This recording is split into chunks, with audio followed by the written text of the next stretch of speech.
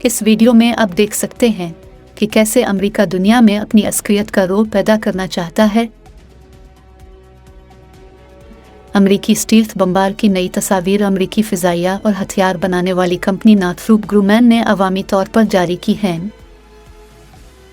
B-21 rider की तस्वीर अवाम को महीनों में पहली बार क्राफ्ट का नज़ारा पेश करती है।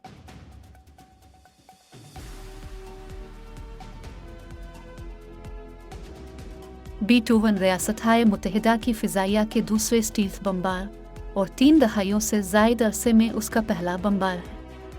इसका इंकिशाफ पहली बार दिसंबर 2022 में हुआ था और उसे नॉर्थरोप ग्रुमैन ने दुनिया का पहला 6th जनरेशन का हवाई जहाज़ कहा है।